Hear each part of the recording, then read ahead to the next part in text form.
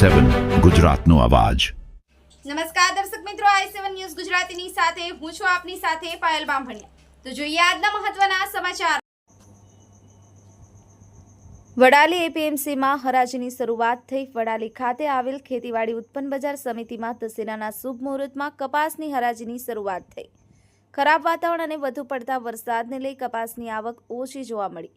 આ વર્ષે વધુ વરસાદને લઈ કપાસ તથા અન્ય જણસીમાં ઉત્પાદન ન થતાં ખેડૂતોમાં નિરાશાની લાગણી જોવા મળી હતી। કપાસની આવક ઓછી આવવા છતાં કપાસના પોષણક્ષમ ભાવ ન મળતા ખેડૂતોની મિલીજુલી પ્રતિક્રિયા રહી। વડાલી ખેતીવાડી ઉત્પન્ન બજાર સમિતિના ચેરમેન દ્વારા ખેડૂતોને યોગ્ય ભાવ ન મળવાને લઈ ચિંતા વ્યક્ત કરી અને આગામી સમયમાં પોષણક્ષમ ભાવો મળી રહે તે માટે પ્રયત્ન કરવાની ખાતરી આપી હતી। Bureau chief i7 news Gujarati, Sabarkantha. ખેડૂત મિત્રો, સૌથી પહેલા તો વડાલી તાલુકા અને સમગ્ર જિલ્લાની જનતાને દશેરાની ખૂબ ખૂબ હાર્દિક શુભેચ્છાઓ પાઠવું છું। આજ રોજ વડાલી એપીએમસી કોટન માર્કેટ ખાતે સત્યનારાયણ દેવની કથાનું પૂજન કરી અને હરાજીનું કામકાજ શરૂ કરવામાં આવ્યું। આજે લગભગ 15 જેટલા સાધનો લઈને ખેડૂતો હરાજી માટે અહીં કપાસ લઈને આવ્યા હતા અને આજે જ્યારે હરાજીનું કામકાજ શુભ મુહૂર્તની અંદર કરવામાં આવ્યું ત્યારે હરાજીનો ભાવ 1300થી માંડી અને 1451 સુધીનો ભાવ પડેલ છે। ખેડૂતોમાં ખુશી પણ છે અને દુઃખ પણ છે।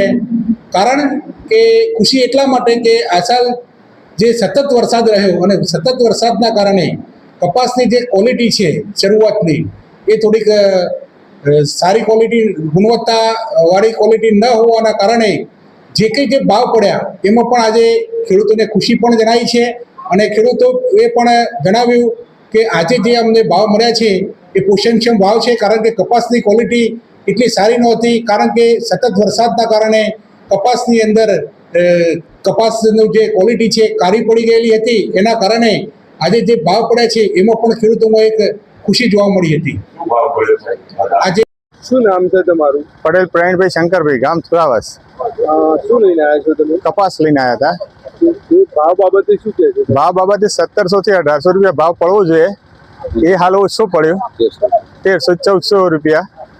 પણ એપીએમસીમાં ચેરમેન સાહેબ કે હું તે સારા ભાવ કરાવે।